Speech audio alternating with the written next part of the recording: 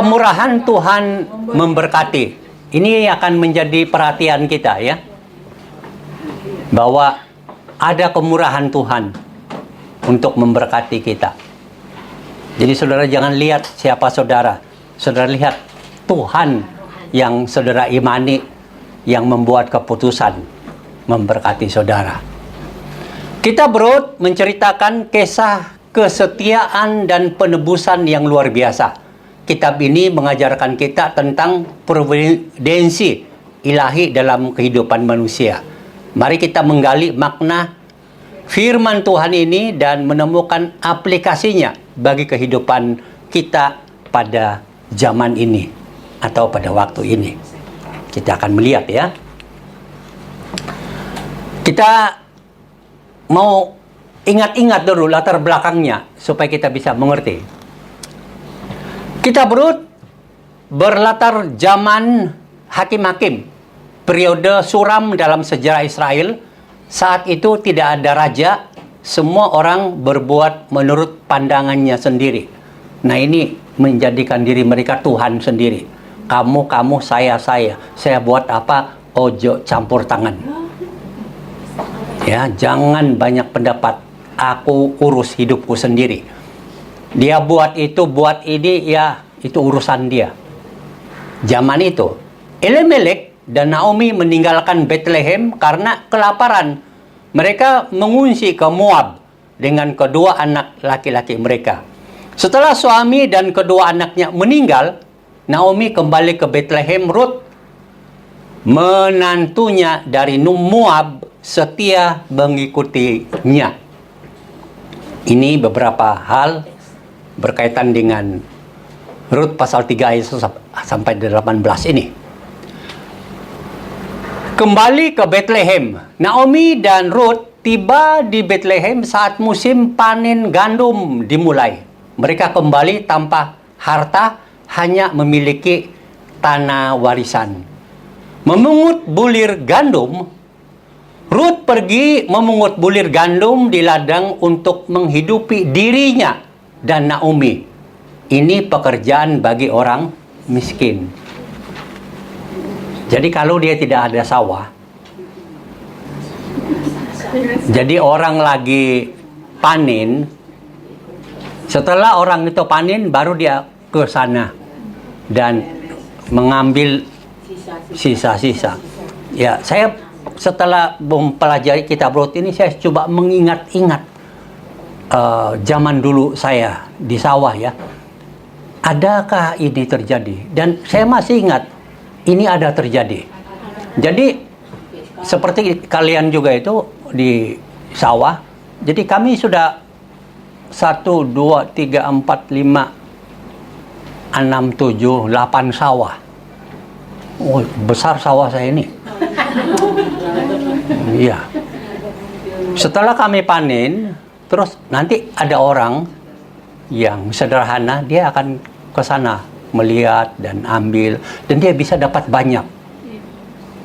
Dan orang itu memang orang yang sederhana. Tapi dalam kebiasaan kami di kampung itu adalah kita membiarkan ada terjadi itu. Pernah bapak saya bilang begini, kamu jangan lagi pergi urus-urus apa yang sudah kita sudah satu kali panen, gotong royong kan. Kalau gotong royong itu kan kadang tidak terlalu perhatikan. Jadi jangan lagi kamu pergi sana dan lihat-lihat. Biar saja itu. Nanti kalau ada orang yang ambil, tidak apa-apa. Nah itu yang saya masih ingat waktu kecil. Nah itu, jadi itu memberikan kita gambaran bagaimana pekerjaan si Ruth ini. Mereka orang yang betul-betul miskin, tidak punya apa-apa gitu loh. Tapi disinilah kita melihat anugerah Tuhan, kemurahan Tuhan untuk memberkati itu luar biasa ya. Bertemu Boas tanpa disengaja. Nah ini yang kita mau ngerti ini, kok tanpa disengaja ini loh. Ya memanglah, bukan ada orang yang mau tanya-tanya dulu ini siapa kan langsung ada ladang yang sudah dipanen, langsung ke sana aja kan. Kira-kira begitulah. Ruth bekerja di ladang milik Boas. Boas adalah kerabat Elimelek, berpotensi menjadi penebus bagi Ruth dan Naomi. Jadi tanpa sengaja, nggak tahu mutar kemana-kemana, Ruth langsung berada di sawah panennya gandumnya si Boas. Dan ingat ini kata-kata ini ya. Penebus ini kalau di dalam budaya Israel itu adalah seperti ini. Jadi kalau perempuan ini menikah dengan anak laki-laki satu keluarga, dan anak laki-laki satu keluarga itu, anak laki-lakinya itu mati, meninggal. Tapi perempuan ini belum punya anak keturunan. Maka penebusnya adalah adik laki-lakinya yang kedua akan menikahi dia, mengambil dia. Supaya dalam pernikahan itu mereka bisa ada keturunan. Begitulah. Kalau ternyata yang kedua anak laki-laki juga mati dan tanpa ada keturunan dan sudah tidak ada yang lain, maka kerabat dekat yang lain, yang laki-laki itu dekat, karena ini kan semarga, ini yang penting ini, semarga, ini aliran keluarga ini loh. Maka mungkin itu saudara yang lain, yang laki-laki masih ada, masih hidup, ya belum mereka ambil dia menjadi istri, supaya dia bisa melahirkan anak dan itulah keturunan yang akan berlanjutan. Nah itu adalah yang dinamakan apa namanya ini, penebus ini pada zaman itu. Nah jadi inilah anugerah Tuhan, ya kan, kasih karunia Tuhan bagi Ruth. Tanpa tahu ada di ladangnya Boas, dan tanpa tahu Boas satu-satunya, salah satu yang bisa menebus. Karena Elimelek meninggal, dua anak juga meninggal, anak mantunya ini masih hidup, belum ada keturunan. Jadi siapa yang akan menjadi penebus ini? Kira-kira begitu. Menariklah. Jadi Naomi ini memikirkan rencana bagaimana menolong supaya dia dapat penebus itulah. Kadang orang tua kita kadang begitu ya. Ada nggak orang tua kalian yang nanya-nanya, bagaimana kalian nih kok belum menikah? Mau saya cariin atau lalu berbincanglah orang tua, ya emak-emak itu berbincang, ya kan, bagaimana mencari pasangan jodoh anaknya, kan begitu. Jadi ada usaha gitu loh. Itu biasa itu begitu, bukan salah gitu loh. Nah kita lihat ini ya. Naomi menyusun rencana untuk masa depan Ruth. Seperti kalau dia bilang, kalau ayat pertama kan bahasanya sopan sekali, ya kan? Kalau saudara lihat, apa itu? Dia bilang, lalu Naomi mertuanya itu berkata kepadanya, ini, anakku, apakah tidak ada baiknya jika aku mencari tempat perlindungan bagimu supaya engkau berbahagia? Tempat perlindungan itu namanya suami. Atau ini, apa tadi itu? Penebus. Itu maksudnya itu.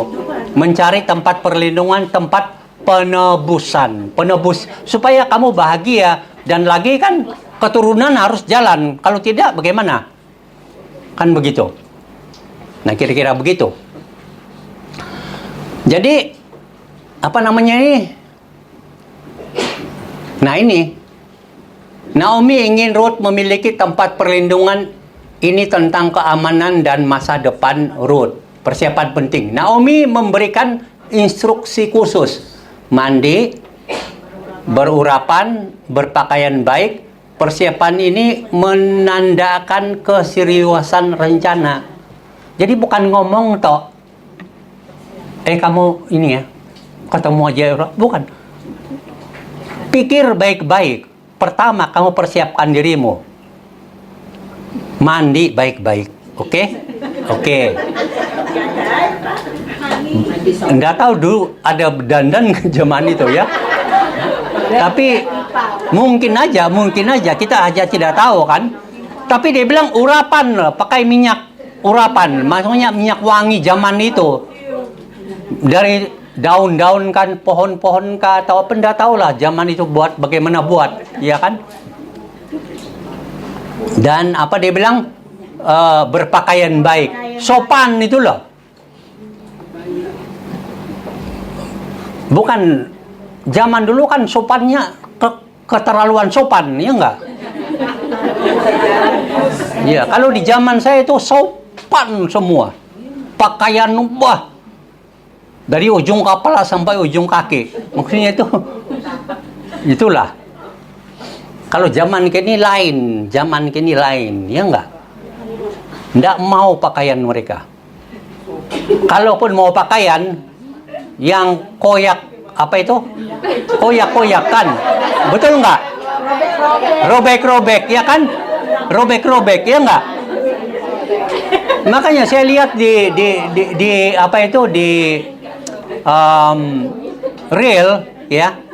Ada satu reel begini. Jadi ada pemulung yang bajunya robek semua. Dari sini sampai sini robek, semua memulung. Dia jalan di samping mall, dia bilang, wow, ternyata yang aku pakai ini sudah jadi terkenal sampai sekarang. Wah, saya kagum dan bahagia sekali, dia bilang. Karena yang di mall itu kan kerobek-robek celananya, jadi sama dengan dia. Jadi menurutnya itu yang dia pakai ini sudah zamannya gitu loh, bukan ketinggalan zaman atau bukan miskin, bukan sama sekali, kira-kira begitulah. Ya. Jadi dandan, persiapan. Waktu yang tepat. Ruth diminta menunggu hingga Boaz selesai makan dan minum. Timing sangat penting untuk rencana ini. Jadi sudah dipikirkan kapan, bukan nongol sembarangan gitu loh. Pikir baik-baik, kapan? Ya biasanya lah, saya tidak tahu kalian, tapi mungkin di sawah yang besar ya, tidak bisa diangkat satu kali semua panen itu pada masa hari yang sama. Jadi taruh di situ saja, di mana di banyak tumpukannya, tapi ada orang yang tidur di situ. Ya di tempat saya dulu juga ada yang begitu. Karena kebesaran, jadi jauh dari rumah ya tidak bisa gitu loh. Ditaruh saja di situ, takut kalau tidak ada yang tidur di situ kan malam-malam ada yang rajin kerja gitu loh. Jadi kita harus ya saking rajinnya sampai orang lain juga punya diambil gitu loh. Ya biasa begitu gitu kan. Jadi umumlah waktu itu. Jadi masih ada bertumpuk-tumpuk di ladang, ya ambil kesempatan rehat di situlah, begitulah. Setelah makan menunggu, jangan sampai ada yang hilang gitu loh. Nah kira-kira begitu. Nah jadi waktunya sudah seperti yang kita baca tadi. Tunggu dia sudah selesai semua, sudah rehat dan dia tidur, baru kamu pergi. Dan kalau kita lihat di sini dia bilang, lihat teknik dan simbolis. Nah, nanti lihat baik-baik di mana dia tidur, jangan salah orang. Artinya itu kita tidak sembarangan lihat ini, oh ini ganteng, bukan ini orang benar atau salah gitu loh. Yang maksudnya itu begitu. Ini enggak yang nama dia penebus. Ini enggak yang namanya penebus, atau ini nggak orang yang ganteng, kira-kira begitu. Nah, jadi Tindakan simbolis ini membuka selimut di ujung kaki Boas dan berbaring merupakan tindakan simbolis. Ini permintaan perlindungan dan pernikahan. Jadi, saudara bayangkan, jadi tidur di atas jelai itu kan, di sini, jerami. Dia pakai selimut, malam kan memang. Nah, membuka di ujung kaki. Ujung kaki itu di sinilah, di sini. Kalau di luar, kalau kita tidur memang selimutannya agak panjang ya. Mungkin gitulah. Jadi buka selimut yang di kakinya, tidur di bawah kaki, kira-kira begitu. Nah, itu dia punya maksud itu adalah permintaan perlindungan dan pernikahan. Nah, ini artinya begini. Simbol itu menyatakan bahwa aku siap menjadi istrimu. Maukah engkau menikahi aku? Kira-kira itu adalah budaya khusus di situ. Begitu. Saya tidak tahu, ada nggak cara kalian dalam budaya kalian bagaimana cara-cara menarik, memberitahu orang bahwa kamu itu sebenarnya menyukai dia? Budaya. Kalau zaman kini kan lain. Ada nggak budaya? Nggak ada, Pak. Beda-beda. Iya. Kalau di tempat saya, jadi kalau orang tua, ibu selalu bawa barang-barang ke rumah. Kalau dia laki-laki, bawa buat pemberian-pemberian. Kok selalu memberikan sesuatu gitu loh? Selalu. Ini apa namanya itu? Iya, ada maksud. Ya, semoga anakmu sama anakku jadi gitu loh. Kira-kira begitu. Ada. Jadi setiap pemberian itu ada suara. Ada maksud gitu loh. Nah, kira-kira begitulah. Pakai apa? Batu. Pantun. Oh, pantun. Ya kan. Ubur-ubur ikan lele. Aku datang cari menantu. Mantap, keren.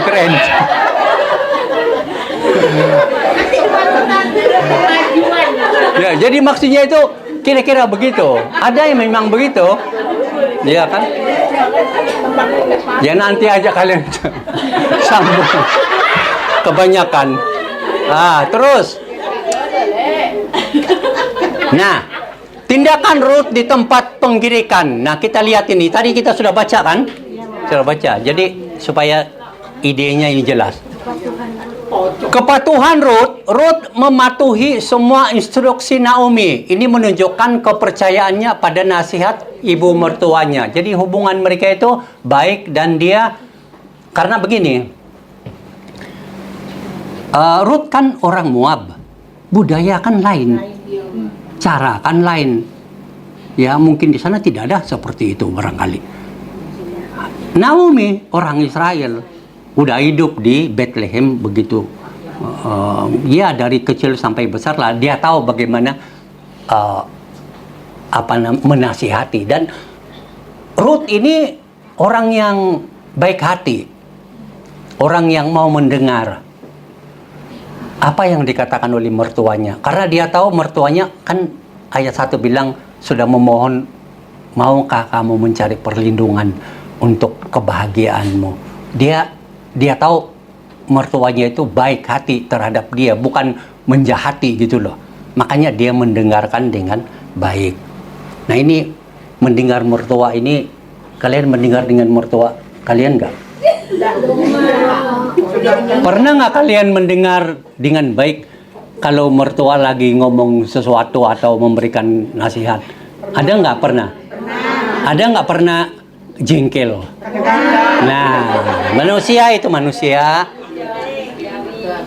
Terus menunggu saat tepat. Ruth menunggu hingga Boaz selesai makan dan tidur. Ia menunjukkan kesabaran dan kehati-hatian. Jadi bukan sembarangan saja. Kadang ada orang yang mencari jodoh enggak hati-hati, enggak sabaran gitu loh. Pokoknya ganteng langsung disambar gitu loh. Disikat. Tidak pernah ada sabar, berdoa kah dulu, mengenali kepribadiannya dulu, latar belakangnya dan sebagainya, ya kan? Nanti kalian punya pacar, kamu tidak tahu di keluarganya bagaimana, bagaimana di sana, bagaimana di sana, kan begitu. Jadi kalau kalian yang belum ada pacar, pertanyaan pertamanya adalah ceritakan saya tentang kakek nenekmu. Apa hal-hal baik yang mereka miliki, apa hal-hal buruk yang pernah mereka lalui, apa sakit hati yang mereka alami, begitu. Apa penyakit-penyakit yang mungkin mereka pernah alami. Nah, ceritakan saya tentang ayah ibumu. Nah, itu kan tanya sampai kita tahu segala macam gitu loh. Bukan langsung nampak, wah, alisnya cantik langsung. Bukan begitu. Jadi mengenali kepribadian itu. Jadi kalau kakek saya dua-dua ini mereka bercerai, atau ayah ibu saya bercerai dan sebagainya, berarti kita was-was anak ini dibesarkan dalam keluarga yang tidak utuh, kan? Nah, mungkinkah ada masalah nanti lain kali? Kan begitu. Nah, kalau ada, sudah diselesaikan belum? Sudah ada pengampunan belum? Kalau tidak, kan begitu kita menikah, baru kita kaget-kaget. Dulu ganteng, sekarang susah mau ngomong. Kan begitu. Nah, kira-kira begitulah. Jadi, ada kehati-hatian gitu loh. Jadi kalian yang masih single, hati-hatilah, jangan mau cepat-cepat, pikirkan segala macam.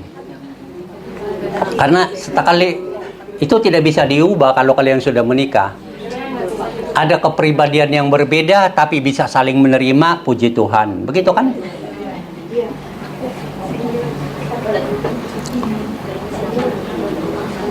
Tindakan berani membuka selimut di ujung kaki dan berbaring di ujung kaki Boas adalah tindakan berani. Ruth mengambil risiko besar. Nah, sebenarnya seorang perempuan buat seperti ini kan kalau pikiran orang kan, wah ini bagaimana ini kan? Jangan-jangan nanti terjadi yang tidak benar dan tidak baik ini kan begitu. Tetapi dia melihat bahwa inilah penebusnya dan dia berani mengambil risiko. Jadi dia diterima atau tidak sebagai istri, atau dia ditebus nanti atau tidak, dia tidak tahu. Tapi dia berani mengambil tindakan itu. Keberanian itu loh. Jadi kalau kalian sudah mengenal laki-laki dengan baik dan segala macam, kamu mengambil tindakan berani untuk kalau dia masih belum ngomong-ngomong apakah dia mau nikahi kamu atau tidak, ya kamu ngomonglah. Iya kan? Iya kan? Tapi itu kan sudah jelas semua, sudah jelas. Kamu akan mengatakan, saya diterima atau tidak, ya terserah. Begitu kan? Kalau saya diterima, oke. Kalau tidak diterima, ya sudah.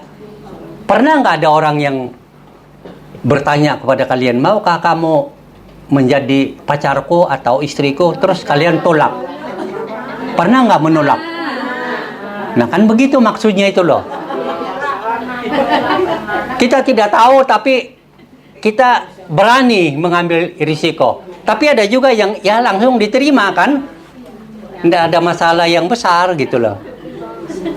Jadi permintaan penebus ini, rentangkanlah apa namanya itu, sayap, rentangkanlah kiranya sayapmu atas hambamu ini permintaan perlindungan dan pernikahan yang sopan namun jelas. Jadi bahasanya, jadi waktu dia sudah tidur di ujung kaki itu, ya selimut itu, terus kesadarkan si Boas tengah malam, mungkin kedinginan kan? Kok karena tarik-tarik ini selimut ini? Atau bagaimana kita tidak tahu. Begitu dia loh ada orang gitu loh. siapa ini? Kan begitu pertanyaannya. Terus dia kasih tahu begitu, tapi bahasa dia ini begini, rentangkanlah, maksudnya itu bahasa ini adalah bukan harafiah, bukan harafiah. Kalau harafiah itu begini, bukalah selimutku supaya aku bisa tidur bersamamu, kan harafiah kalau begitu kan. Itu kan haram itu. Nah, tapi dia kan di ujung kakinya. Terus maksud bahasa itu adalah, maukah engkau menebus aku menjadi istrimu? Karena salah satu penebus yang bisa menebus dia, karena dalam keluarga Abimelek sudah tidak ada keturunan.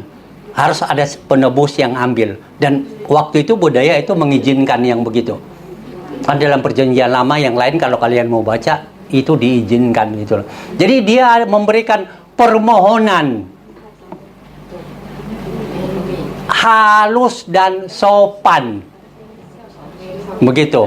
Enggak, kalau kasar itu kira-kira bagaimana? Kamu kan satu-satunya penebus, seharusnya kamu ambil saya. Awas lo kalau tidak. Kasar itu. Tapi memohon itu lain. Maukah engkau? Aku mohon. Maukah engkau menebus aku menjadi istrimu? Karena penebus itu kamu gitu loh. Naomi juga sudah tahu itu.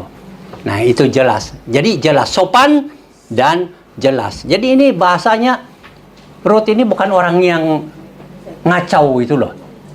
Tapi dia juga orang yang benar dalam banyak hal. Makanya kalau saudara perhatikan bahasa di situ, setelah itu sebut-sebut Tuhan. Iya, kira-kira begini dia punya ilustrasi, tapi seterang mana kita tidak tahu. Tapi memang Boas itu lebih dewasa daripada dia.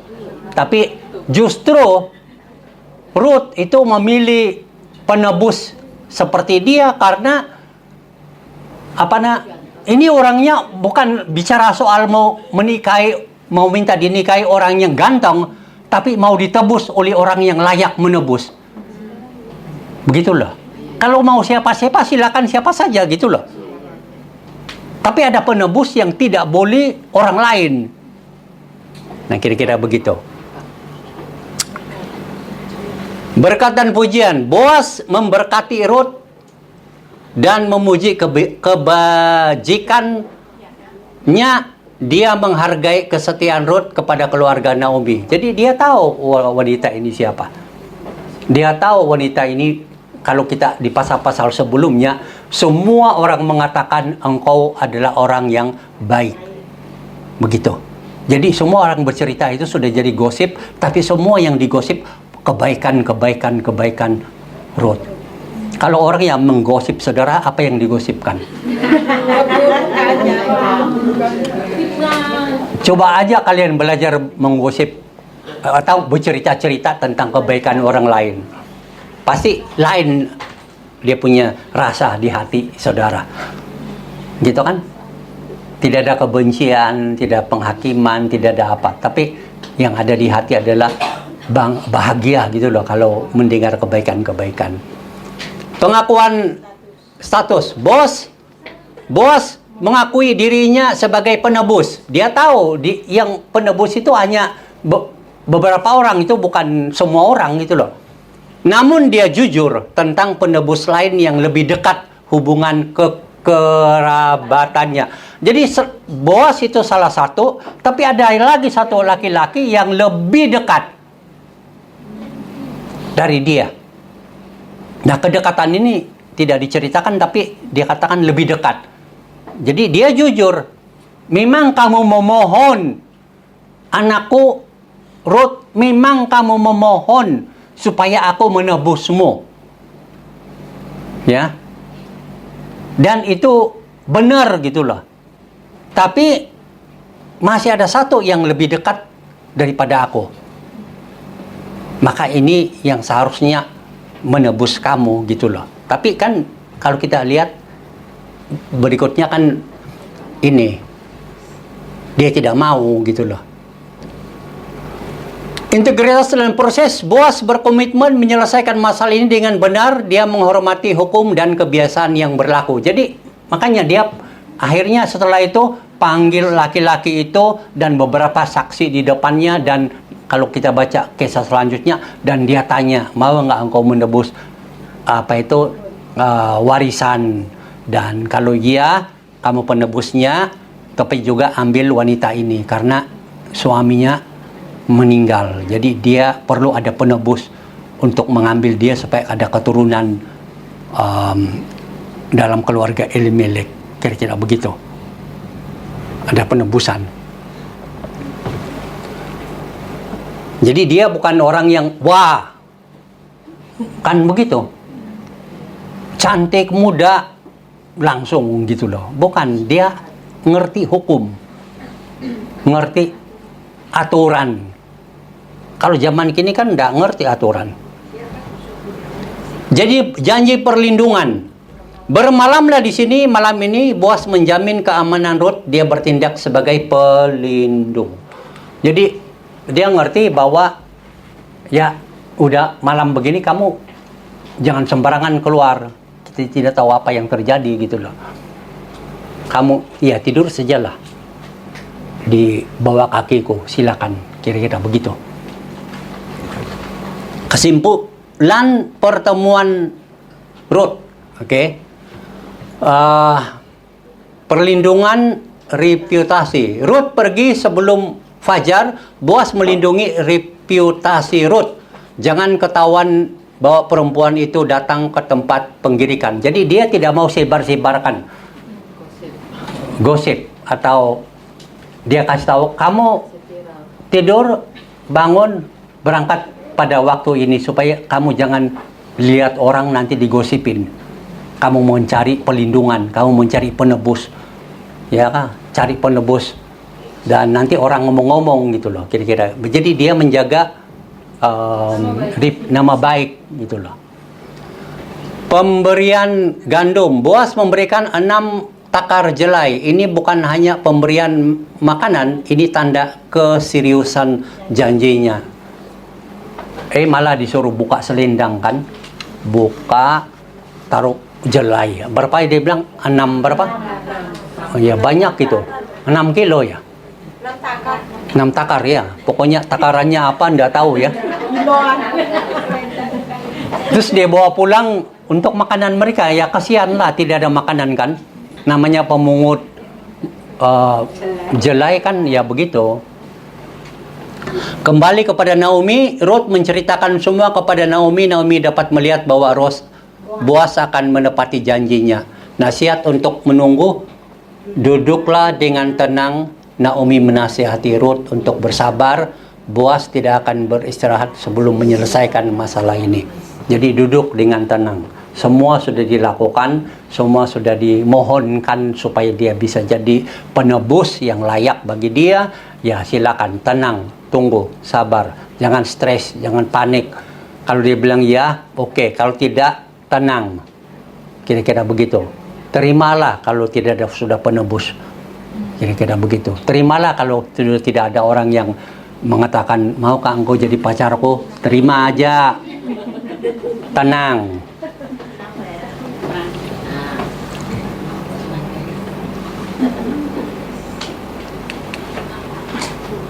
Secara teologis kita bisa melihat ini.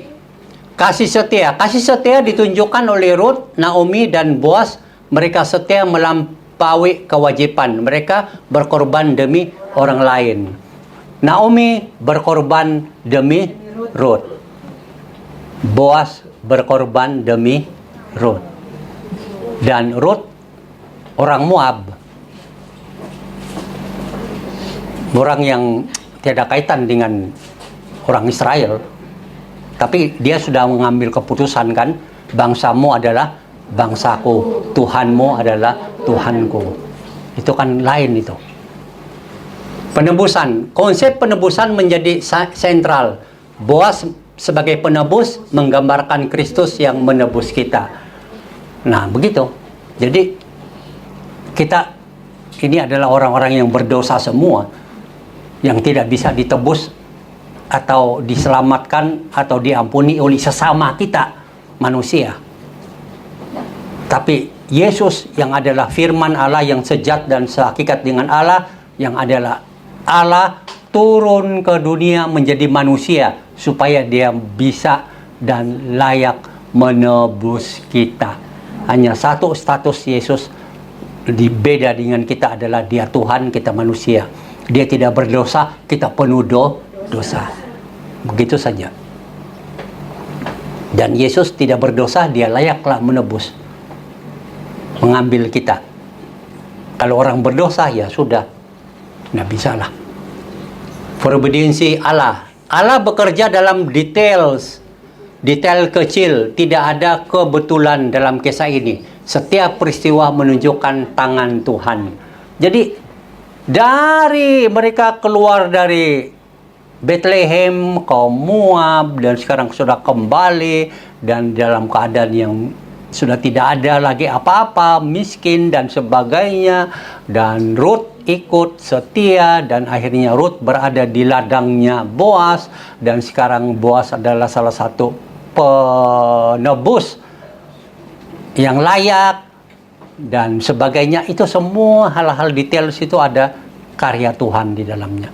Makanya jangan saudara melihat hal-hal kecil dalam kehidupan saudara itu Tuhan tidak bisa pakai atau gunakan untuk membantu kita, membentuk kita, memanggil kita, atau memberkati kita. Begitu. Ini mah kecil, jangan bilang kecil. Orang bilang kecil-kecil, lama-lama jadi bukit, kan? Sedikit-sedikit lama-lama jadi bukit, gitu loh. Jadi hal-hal dosa yang kecil yang sudah buat juga begitu. Ini mah kecil, ini mah kecil. Hanya bohong-bohong saja. Ya, 10 kontrak sudah bohong, menghancurkan hidupmu. Ya kan? Nah, itu dia. Jadi, dari kecil sampai ya bisa menjadi besar gitu loh. Anugerah bagi orang asing. Ruth, perempuan Moab, diterima dalam umat Allah. Ini menunjukkan anugerah Allah melampaui batas etnis. Jadi, Tuhan bisa memanggil Ruth dan menjadikan dia bangsa Israel walaupun dia orang Moab. Dan semua detailsnya ada bagian Tuhan di dalamnya yang menolong, memberkati, dan akhirnya dia diterima oleh Allah gitu loh. Kalau kita membaca selanjutnya kan dia menjadi keturunan Daud, kemudian keturunan Yesus Kristus, dia punya jalur gitu loh. Padahal dia orang asing gitu loh. Tapi itulah anugerah Allah. Kalau anugerah Allah begitu luar biasa terhadap Ruth, kita juga harus belajar mengerti dalam kehidupan kita. Nah, kita lihat bagaimana ini dalam kehidupan kita. Sudah waktunya ya. Makanya kalau ngobrol itu susah. Tenang. Mencari nasihat yang bijak. Peran Naomi sebagai mentor. Naomi memberikan nasihat berdasarkan pengalaman dan pengetahuan budayanya. Ruth mempercayai dan mengikuti nasihatnya. Naomi memahami sistem sosial dan hukum Israel. Dia menggunakan pengetahuan ini untuk membimbing Ruth. Kebutuhan kita akan mentor. Kita membutuhkan mentor rohani dalam perjalanan iman. Orang yang lebih berpengalaman dapat memberikan perspektif berharga. Mentor spiritual membantu kita menghindari jebakan. Mereka menunjukkan jalan yang sudah mereka lalui. Jadi ini aplikasi yang kita bisa pikirkan. Jadi setiap kita ini kalau mau bertindak sesuatu, pikirkan, cari teman untuk bisa memberikan nasihat atau bimbingan. Itu kayak mentor itu loh. Supaya kita jangan sesat. Karena banyak di antara kita yang tidak mau cari, tidak mau mendengar nasihat. Ya kan, diberitahu, tidak mau. Diajar, tidak mau. Jalan sendiri. Begitu hancur baru nyesal. Tapi harganya mahal gitu loh. Ya kan? Begitu kembali, ya syukur, puji Tuhan kamu kembali. Tapi biarlah kamu mengerti bahwa nasihat dan pengajaran itu adalah hal yang penting yang Tuhan bisa pakai. Jadi kalau teman mau bilang jangan, ya sudah jangan gitu loh. Kalau memang itu nggak benar, tidak sesuai dengan firman Tuhan gitu loh. Kamu sabar dulu, ya ikuti, sabar dulu gitu loh. Ya, oh kayaknya ini tidak pas dan sesuai, ya dengar baik-baik alasan-alasannya. Karena kalau nabrak aja kan susah gitu loh. Jadi Tuhan bisa memakai kita semua di sini untuk memberikan pandangan, wawasan, pendapat kepada teman kita berkaitan dengan ajaran Tuhan atau pengajaran Tuhan yang harus ditaati. Begitu kan? Kita memerlukan teman menasihati, kita memerlukan ini berkaitan dengan nasihat yang rohani ya. Keberanian dalam iman. Keberanian dalam iman melibatkan ketaatan berani, menyerahkan hidup sepenuhnya pada rencana Allah. Kira-kira begitu. Jadi Ruth ini sepertinya, ya aku berserah kepada Tuhan. Apa yang Tuhan mau karyakan dalam hidupku. Mengambil risiko, berani bergerak maju misi, hasilnya tidak pasti. Kalau kita tahu bahwa itu adalah sesuatu rencana yang baik, ya kita mulai melangkah bahwa ada yang Tuhan mau karyakan di dalamnya. Ya, jangan terlalu takut dan sebagainya. Kadang kalau kita stres, kita takut, kita tidak berani. Pengalaman masa lalu yang buruk, kita tidak berani. Tapi coba kita mau belajar bergantung kepada Tuhan. Iman yang teguh mempercayai Allah dalam setiap langkah. Mengenali momen penting, bertindak saat Allah membuka pintu kesempatan. Jadi, kalau ada sesuatu yang Tuhan mau kita pelajari atau karyakan dan Tuhan sudah buka jalan, maju. Ya, karena kita tahu bahwa itu adalah hal yang baik yang tidak bertentangan dengan ajaran Tuhan. Ya kan? Kalian yang seperti tadi itu Naomi itu sebagai mentor pembimbing itu penting. Ya kan? Kalian aku mau investment ini. Mau tanam modal. Tanya dulu. Tanya dulu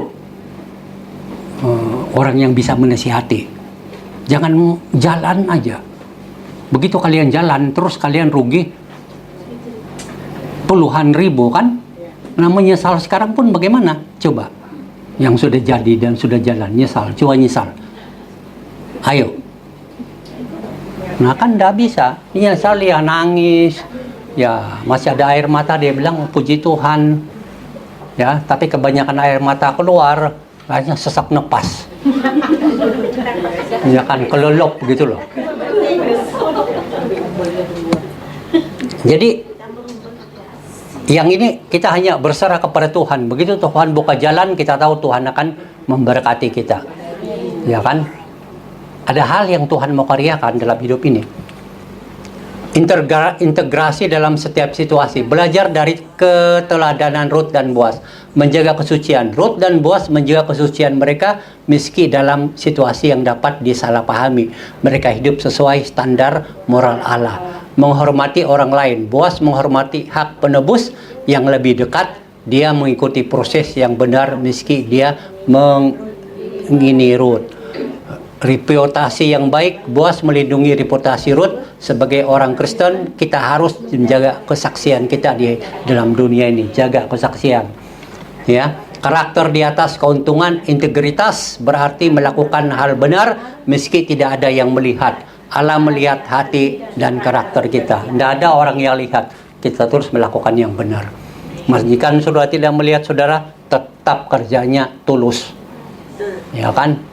Jangan ada majikan cuci piringnya. Wah, tidak majikan. Itu kan tidak tulus namanya, ya kan? Yang maksudnya tulus, ada atau tidak ada, kerja tetap kualitasnya sama. Kira-kira begitu. Kita lihat. Jadi, ya kita menjaga kesucian, kan ada kesempatan sebenarnya berbuat dosa. Ya kan? Ruth dan siapa aja namanya itu? Ya, tapi enggak. Karena dia tahu ada Tuhan gitu loh. Bersabar dalam proses Allah. Dalam perjalanan iman kita, kesabaran dalam proses Allah melibatkan beberapa langkah penting. Menabur dengan iman. Seperti petani menabur benih, menanam benih, kita menabur dalam iman. Terus beriman dengan kuat. Memelihara dengan tekun. Kita terus berdoa dan bekerja selama masih penantian. Jadi terus bekerja dan berusaha selagi menanti berkat Tuhan. Orang yang malas tidak akan diberkati Tuhan. Ya kan, coba saudara malas saja di kampung, kira-kira Tuhan datang memberkati enggak? Ya kan, susah. Tapi kalau saudara tetap bekerja walaupun sederhana, Tuhan akan menambahkan berkat. Percaya pada musim Allah. Allah memiliki waktu yang tepat untuk segala sesuatu. Ruth, kemungkinan keluarganya siapapun tidak pernah memikirkan bahwa Ruth akan ke Bethlehem. Ruth akan menikah, diambil oleh penebusnya yaitu Boaz. Dia sendiri pun tidak akan pernah tahu yang begitu-begitu. Saudara juga begitu. Begitu saudara lahir ke dunia, besar, mana ada saudara punya pikiran yang bisa sampai di Hong Kong dan bekerja di Hong Kong? Nggak pernah. Tapi ada rencana Tuhan, ada maksud Tuhan sampai di sini, saudara. Ada hal yang Tuhan mau karyakan. Percaya kepada Tuhan punya waktu yang tepat. Menikmati pertumbuhan, penantian, membentuk karakter dan kedewasaan rohani kita. Kira-kira begitu. Kesimpulan, hidup dalam anugerah dan penebusan. Kisah Ruth menunjukkan bagaimana Allah mengubah tragedi menjadi berkat. Melalui kesetiaan Ruth, Naomi dipulihkan dan garis keturunan Daud terjaga. Jadi itu kan akhirnya keturunan itu terjaga. Sebagai orang Kristen, kita dipanggil untuk menjadi saluran berkat. Kita ditebus untuk menebus orang lain. Artinya kita ditebus untuk menolong orang lain supaya mereka mengenal penebus yang sesungguhnya, yaitu Yesus Kristus. Amin.